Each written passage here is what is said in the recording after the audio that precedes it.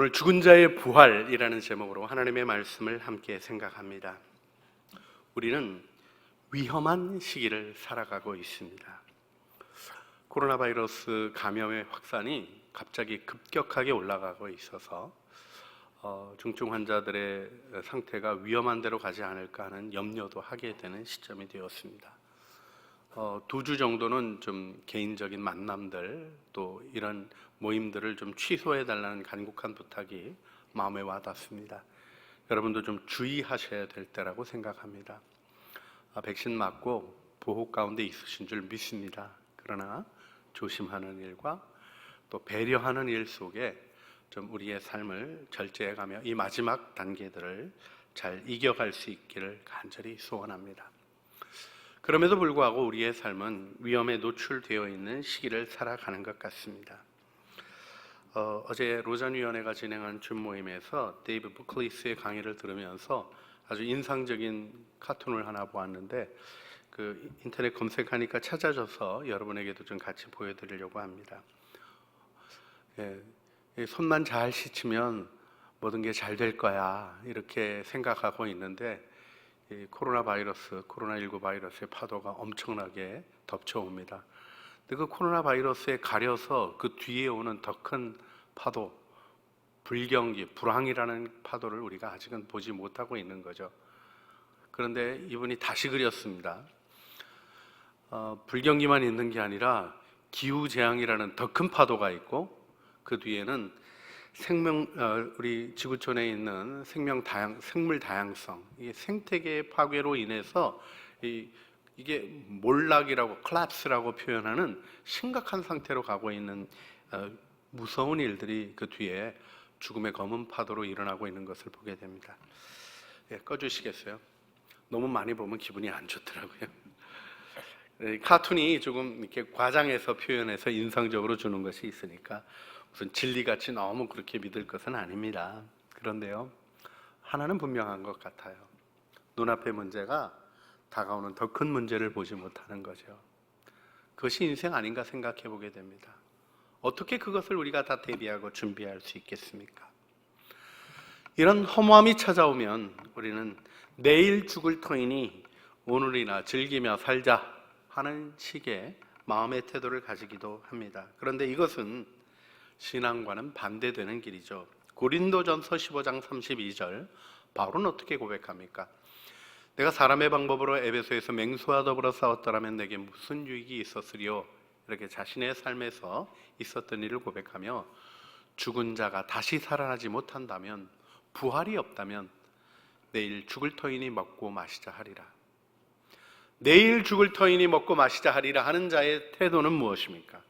영생을 모르는 영적 문맹으로부터 오는 태도인 겁니다. 영적 무지로부터 오는 태도입니다. 그렇습니다. 우리는 주님 안에 아름다운 미래를 축복받은 축복된 인생입니다. 할렐루야. 여러분, 지금 어떻든지 간에, 지금 무엇이 우리를 누르든지 간에, 내 삶이 지금 성공이냐 실패냐 세상의 눈으로 보기에는 때로는 마음이 괴롭게 느껴지는 일들이 있다 할지라도 우리는 낙심하거나 실망하지 않습니다. 내일의 문제가 없기 때문이 아닙니다. 주님이 마태복음 6장 34절에서 분명히 말씀하십니다. 그러므로 내일 일을 위하여 염려하지 말라. 내일 일은 내일이 염려할 것이요 한날의 괴로움은 그날로 족하니라. 오늘에 해야 할 일에 집중하라는 것입니다. 내일 일 염려해봤자, 주님이 그러셨죠. 너희 중 누가 염려함으로 그 키를 한 자라도 더할 수 있겠느냐. 염려함이 가져오는 긍정적인 결실은 전혀 없는 겁니다. 염려가 에너지를 소비하고 우리의 삶에 막상 해야 될 것에 집중해야 할 것을 보지 못하게 하는 혼돈을 일으키기 때문이죠. 그래서 내일 일은 내일이 염려할 것이라고 주님이 굉장히 어떻게 보면 유머같이 얘기를 하십니다. 그런데 우리가 결론을 아는 삶이라면 어떻게 될 것인가 하는 부분입니다. 여러분, 부활을 믿으십니까? 여러분도 부활하실 것을 믿으십니까? 그런데요, 제가 이 믿음이 여러분에게 없다고 절대로 생각하지 않지만 부활을 제대로 묵상하는 시간을 많이 가지지 못하는 것이 그리스도인의 삶의 현실이라는 고백을 하지 않을 수 없습니다. 부활하면 어떻게 될까요? 부활의 삶에서 여러분은 부활의 삶으로부터 오는 어떤 소망과 기쁨과 열정을 느끼고 계십니까? 천국을 묵상하는 일, 죽은 자의 부활을 묵상하는 일은 매우 중요한 것입니다. 내가 천국 갈 거냐 지옥 갈 거냐 하는 가벼운 이야기를 넘어서서, 물론 이것도 결코 가벼운 얘기는 아니지만 부활의 영광을 위하여 살아가는 진지한 삶의 무게를 생각하면 입장 정도만 생각하는 것은 구원을 너무 가볍게 다루는 것이죠. 여러분, 우리는 방관하고 방치하고 욕심이 끌리는 대로 살라고 하는 이 세상의 얘기를 따라갈 수 없는 존재입니다. 그렇습니다. 우리의 삶의 모습은 무엇입니까?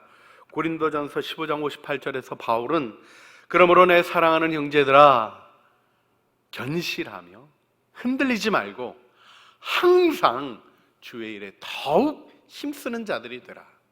이는 너희 수고가 주 안에서 헛되지 않은 줄 알미라. 주 안에서 헛되지 않은 줄 알미라 하는 이 삶에는 어떤 태도가 있습니까?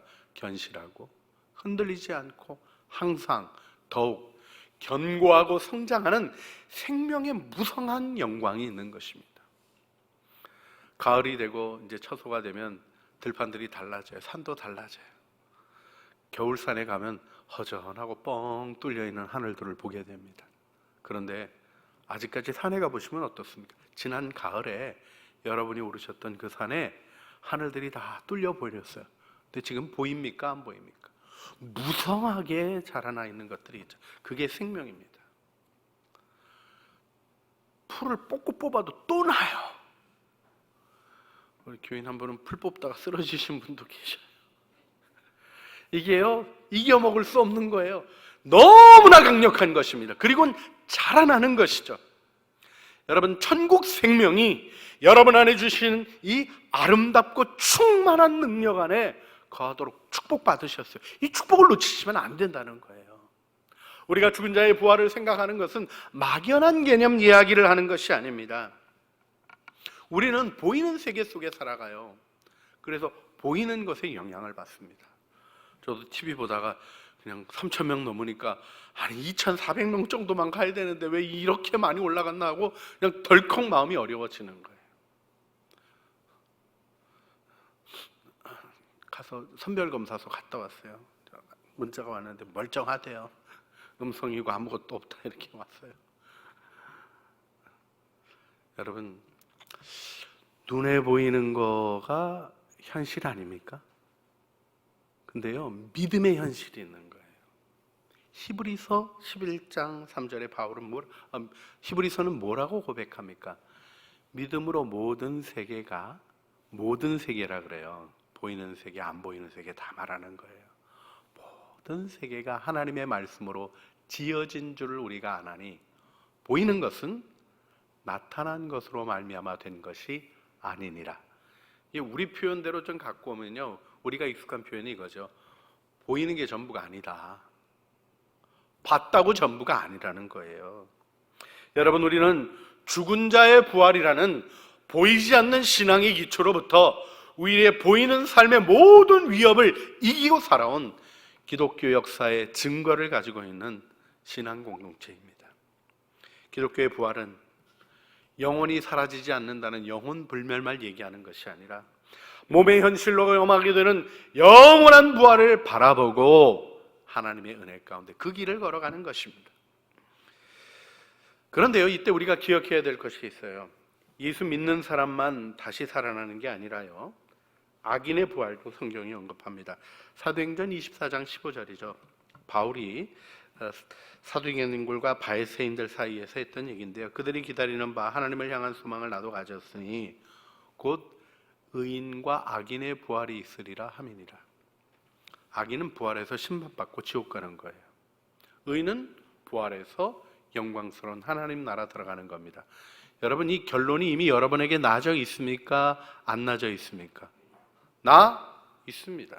여러분은 부활하여 영광스러운 나라에 들어가도록 결정되었습니다. 심판에서 생명으로 옮겼고 예수 그리스도의 보혈로 여러분은 구원받았습니다. 할렐루야. 그런데 지옥 갈 악인처럼 살면 안 되는 거죠. 차이가 있어야 되는 거 아니겠어요? 무엇이 구별돼야 하겠습니까? 여러분, 히브리서 11장 35절은 부활을 아는 자의 태도를 이렇게 표현합니다. 여자들은 자기의 죽은 자들을 부활로 받아들이기도 하며 또 어떤 이들은 더 좋은 부활을 얻고자 하여 심한 고문을 받되 구차히 풀려나기를 원하지 아니하였으며. 여러분, 이 말씀을 마음에 두시길 바랍니다. 오늘의 고통이 있는 거예요. 오늘의 아픔이 있는 거예요. 오늘의 상처가 있는 거예요. 그런데 무엇을 바라보고?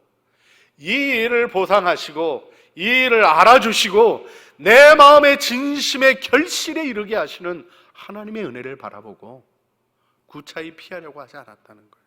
바울은 그리스도의 남은 고난을 내 몸에 채우노라 오히려 적극적으로 고난을 수용하는 일을 했던 것을 보게 됩니다.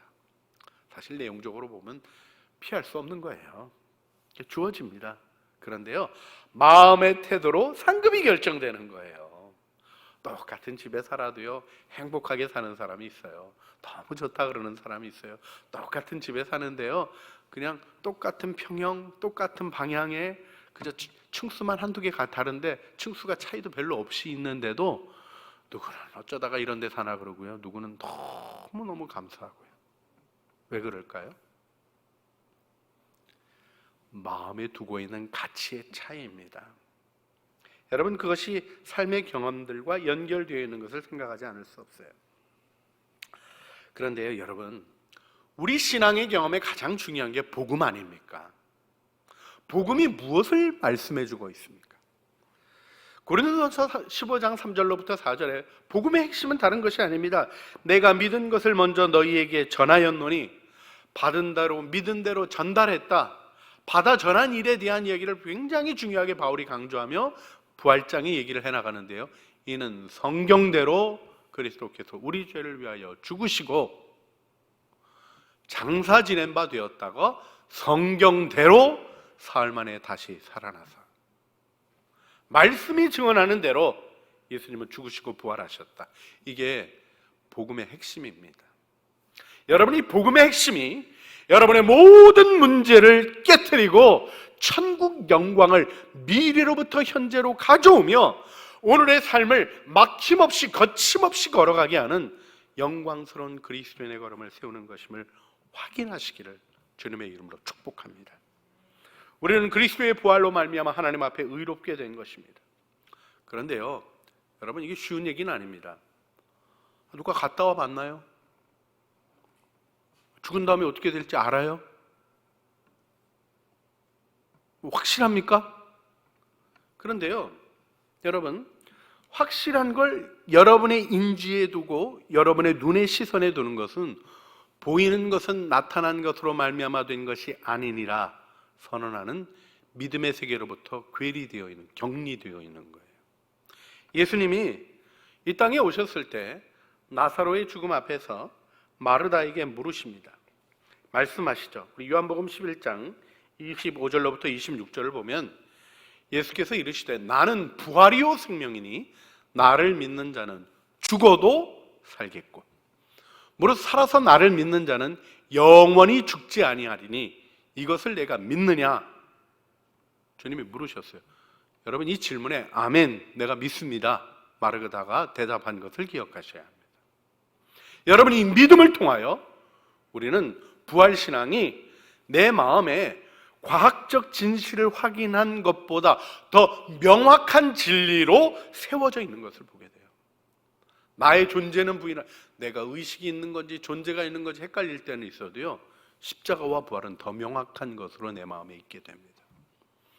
여기서 우리가 주님의 은혜를 바라보며 우리를 더 귀하게 세워가는 은혜 안에 있기를 간절히 소원하게 됩니다. 여러분, 이 의미를 묵상하는 사람이 되셔야 돼요. 부활을 묵상하고 부활의 목적을 둔 삶이 무엇일까를 배우려고 하는 마음이 있어야 성경의 진리를 공부하고 싶어지는 거예요. 성경 공부할 의욕이 하나도 없다. 목표가 없어서 그래요. 마음에 소원이 일어나질 않아서 그래요. 하나님을 알고자 하는 마음이 있으면 하나님을 알려주시는 곳으로 나아가도록 되는 것입니다. 의무적으로 예배하다 보게 되면요, 예배가 기쁨이 될 수 없어요. 그러나 하나님을 알아가기 시작하면 예배가 주는 은혜, 우리 주님이 주시는 사랑들을 경험하게 됩니다. 하루아침에 짠 변한다 그런 얘기는 없습니다. 저도 아버지가 목사님이셨는데 아버지 생일날 태어났어요. 그러고 교회 안 가는 날이 있었나 이렇게 제 인생에 세보면 창조교회 와서도 한번 너무 아파가지고 알아 누웠던 주일이 한 번 있었고요. 어렸을 때는 그런 것도 없었어요. 아파도 교회 나가야 돼요. 죽어도 교회 나가서 죽어야지 집에 있으면 안 돼요. 근데 마침 그래도 교회 담벼락이랑 저희 집이랑 붙어 있어서 요 담벼락 여기서 누워서 예배 드렸던 기억은 한 번 있습니다. 근데요, 여러분 매번 드리는 예배, 저는요, 여러분 어떻게 생각하실지 모르시지만 창조교회에서는 제가 지금 30년 넘게 제가 설교하고 있고요. 어렸을 때는 우리 아버님 설교만 들었어요. 우리 아버님이 제가 군목이 돼서 나가기까지 다른 데 못 가게 하셨어요. 우리 아버님 표현이 재밌죠. 나 그 목사 못 믿겠다. 그리고 저를 아버지 밑에 있게 하셨어요.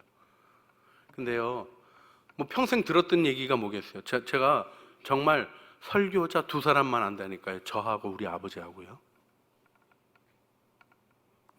놀랍고 새로운 일이 있겠습니까?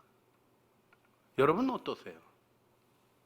여러분, 이것이 어떤 사람의 사상과 이야기를 듣는 것이라면 지루할 수밖에 없어요.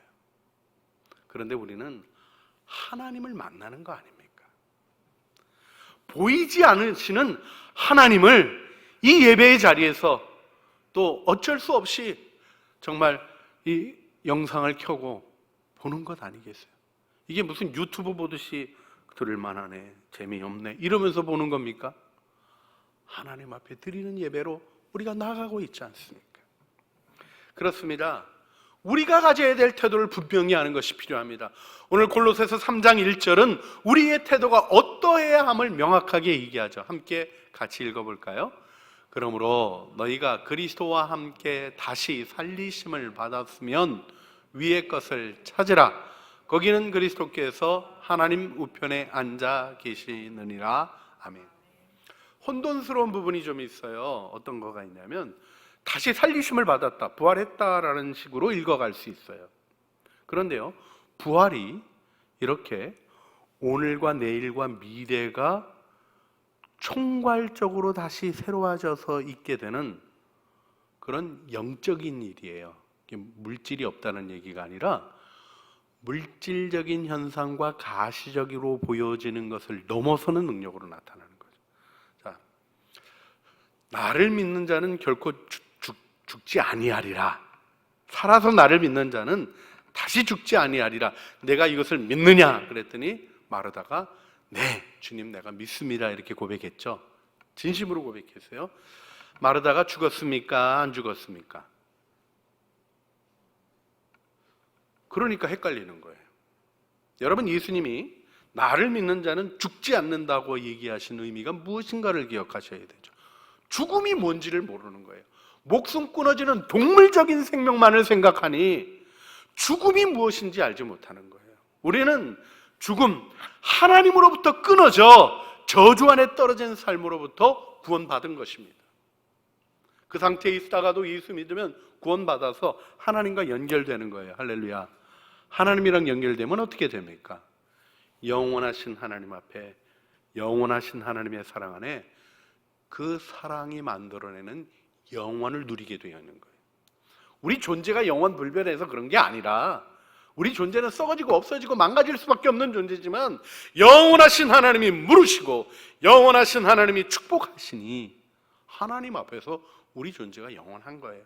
그리고는 살리심을 받은 거예요. 죽은 상태에서 돌이켜져서 생명의 연결이 있는 상태로 가게 되었고, 그 생명의 연결이 있는 아름다운 상태 속에서 오늘 현재 첫 창조에 속한 사망과 병과 죄와 타락이 있는 세상을 견디어가고 이겨 승리하며 영원한 나라의 상급을 누리고, 또한 죽어 영혼으로 주님 앞에 가 있다가 몸의 부활을 하는 겁니다.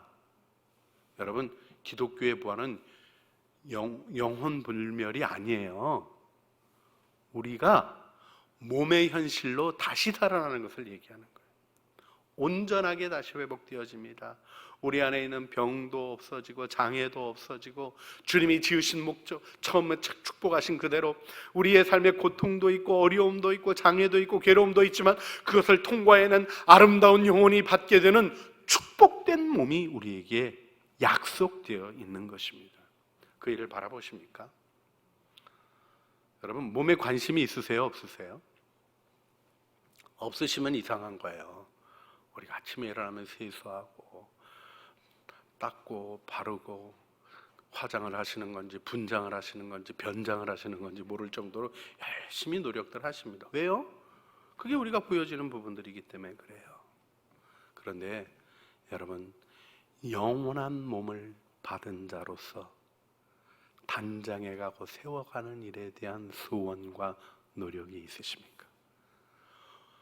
걸치는 옷 하나 생각하기 위해서 오랜 시간 투자해서 쳐다보기도 하고 골라보기도 하는 것처럼, 여러분이 마땅히 행할 태도에 대해서 부활의 영광을 아는 자의 자세를 세우기 위하여 무엇을 노력하고 계십니까? 오늘 본문 말씀은 우리는 죽었고 우리 생명이 그리스도와 함께 다시 하나님 안에 감추어졌다고 증언하고 있습니다. 그래서 마땅히 해야 될 일이 무엇인가?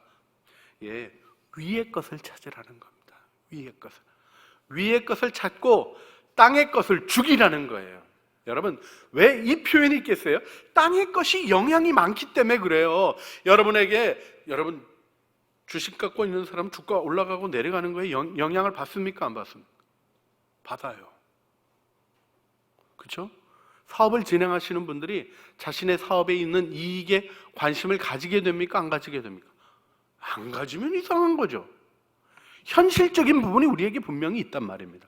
그런데 목적이 돈 버는 거 행복해지지 않거든요. 내가 유명해지는 거 유명해지기만 하나요? 무시도 받는데. 잘 나갈 때도 있는가 하면 못 나갈 때도 있는 것이 인생이죠.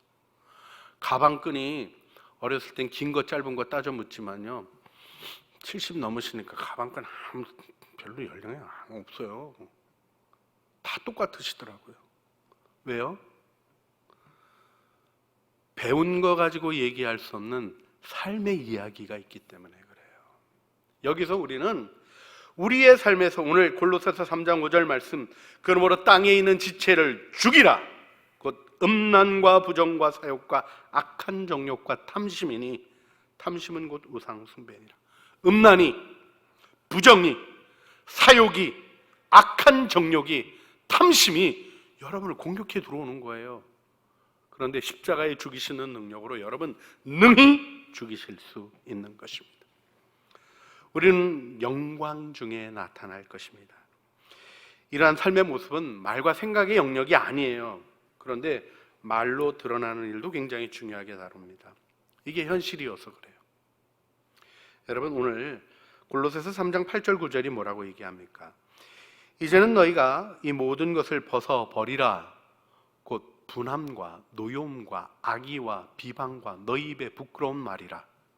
여러분, 옛사람을 벗어버리라 이렇게 얘기하고 계신데, 우리 전절 옛사람의 모습으로 얘기하고 있는 분함과 노여움과 악의와 비방과 부끄러운 말, 거짓, 이런 것들이 아직도 여러분의 삶에 주도적인 것이 되어 있지는 않은 걸 살펴보셔야 돼요.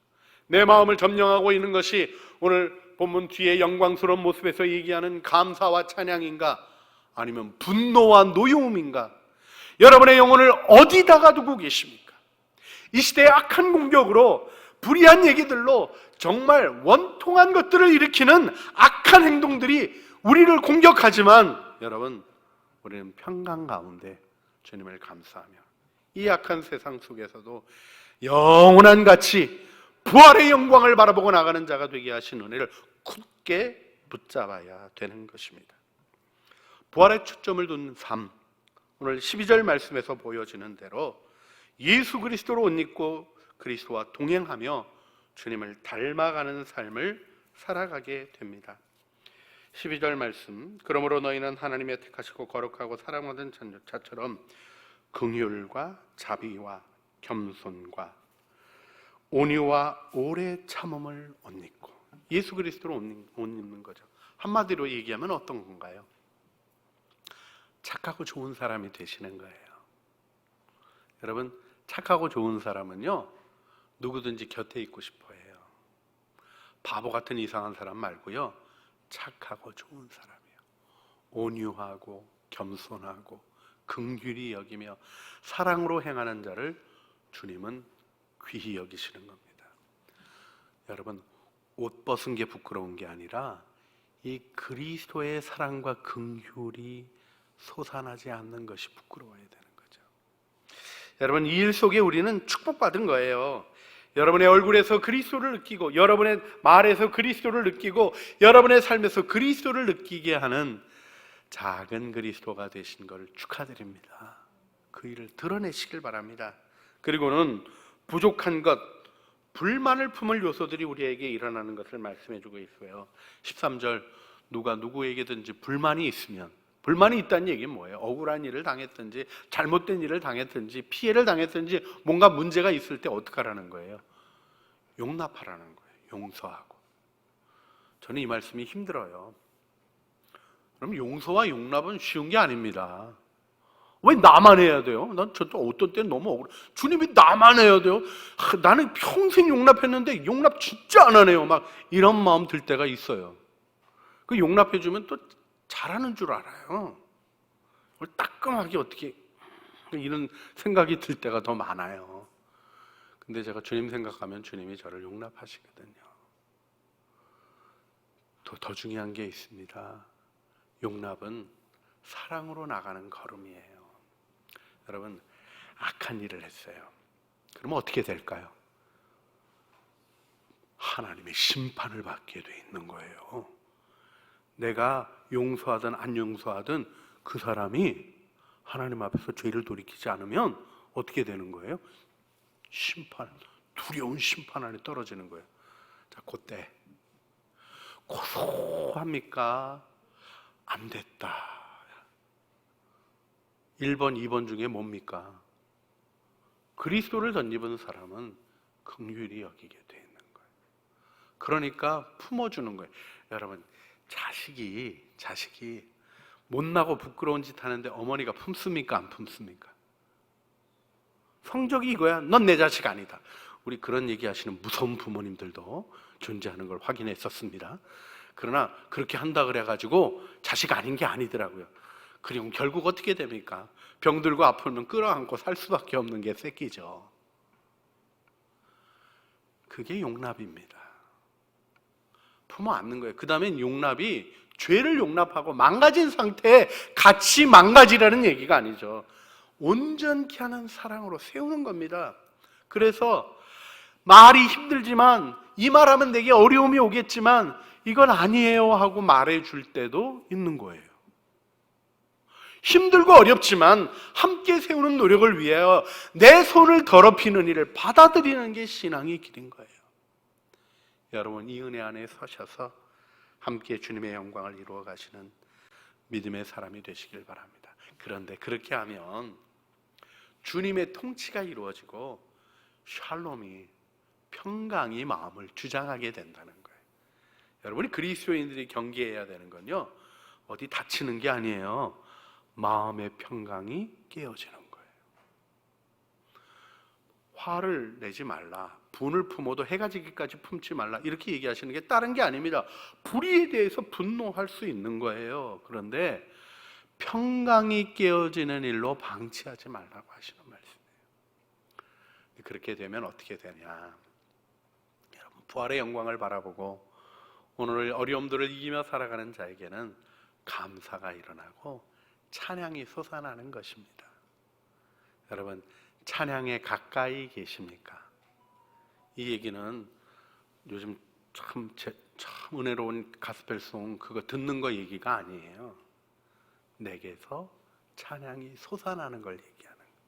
찬양이 나오는 걸 얘기하는 거예요. 찬송 생활의 권능 안에 거하시기를 주님의 이름으로 축복합니다. 우리는 영광스러운 몸으로 부활할 것입니다. 예수님이 모델로 보여주셨어요. 근데 이 모습을 묵상해 보시라는 거예요. 주님 부활하신 몸이 어떠셨어요? 제자들이 방 안에서 문 닫고 있는데 문 안 열어둬도 들어오셨네요. 몸을 가지셨지만 시공과 물질의 부분에 자유로우셨죠. 이게 하나님이 여러분을 만드신 영광스러운 부활의 모델입니다. 그렇게 여러분도 자유로운 몸이 되실 거예요. 그렇다고 영혼처럼 지내는 거냐? 아니고 분명하게 우리 주님이 보여주신 것이 있죠. 너희에게 뭐 먹을 거가 여기 무슨 먹을 것이 있느냐 물으시고 생선 한 토막을 드리니까 부활하신 주님이 그걸 드셨대요. 이걸 가지고 주님은 생선 파라고 훅 우기시는 분도 있는데 그런 일은 재미로 들으시고 우리 주님이 먹는 현실이 부활의 몸인 걸 알려주신 거죠. 그렇습니다. 우리가 다시 살아나게 될 때 우리의 육신은 온전하여질 것입니다. 이 첫 창조에 속한 병과 아픔과 우리의 실수와 또 세상의 문제와 나로 말미암은 것이든지 나로 말미암지 않은 것이든지 이 악과 죄악이 주장하는 세상 속에서 몸의 고통을 가지고 있던 것들이 다 사라질 거예요. 할렐루야. 그런데요, 부활하신 주님의 손에 못자국이 남아 계셨던 것 기억하세요? 창자국이 남아 계셨던 것 기억하세요? 더 좋은 부활을 얻고자 하여 고문을 피하려고 하지 않았던 태도, 사랑으로 아픔과 고통을 지었던 것은 영광의 흔적으로 남아있게 됩니다. 여러분 안에 예수의 흔적이 가득하시기를 주님의 이름으로 축복합니다. 우리는 다시 살아날 것입니다. 이 영광의 부활 속에 주님을 바라보며 오늘 우리가 주님 앞에 기도하기를 원합니다. 부활이 내 삶의 생생한 현실이 되게 하여 주시고 그날의 영광을 알기에 오늘 주님 앞에서 영생의 삶의 태도로 결정하게 하여 주시며 죽은 자의 부활을 생각하며 삶의 태도를 부활에 맞추며 결코 헛되지 않는 삶, 이 세상의 권력과 위협이 그리고 모든 위험들이 결코 가로막을 수 없는 부활의 영광을 향하여 나가는 부활 증인으로 서게 하여 주시옵소서. 우리 간절한 마음으로 주님 앞에 기도하시겠습니다. 사랑과 은혜가 풍성하신 아버지 하나님, 오늘도 저희들 주님 앞에 나왔습니다. 하나님, 그리스도의 도의 초보로 죽은 자의 부활을 다시 한번 마음에 두며 우리의 부활을 축복하신 하나님의 은혜를 바라봅니다. 하나님, 부활이 내 삶의 생생한 현실이 되게 하여 주시고 그날의 영광을 알기에 오늘을 주님 앞에서 결정하는 아름다운 태도를 주시며 죽은 자의 부활을 생각하며 하나님의 거룩한 영광 가운데 헛되지 않는 삶을 이어가는 영생의 능력 안에 서게 하여 주시옵소서.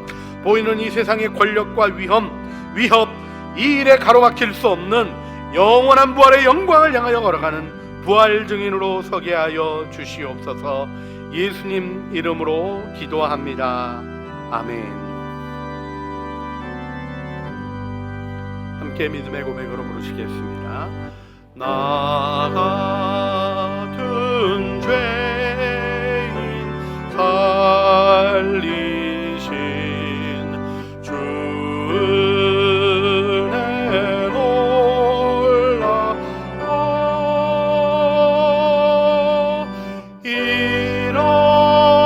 잃었던 생명 찾았고 광명을 얻었네. 큰 죄악에서 건지신 주 은혜 고마워. 나 처음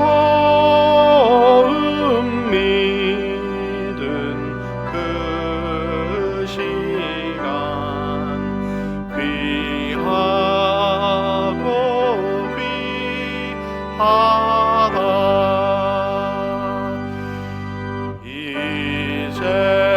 이제껏 내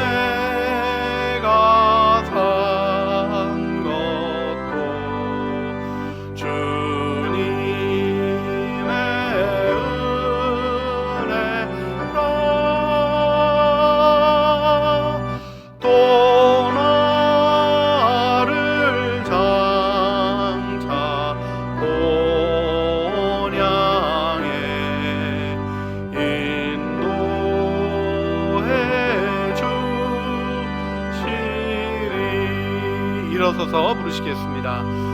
거기서 우리 영원히 주님의 은혜로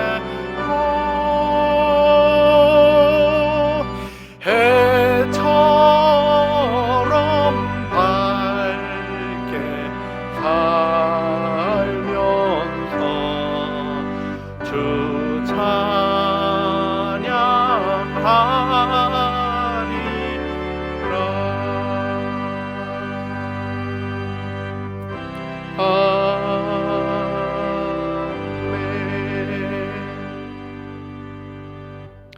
그러므로 너희가 그리스도와 함께 다시 살리심을 받았으면 위의 것을 찾으라.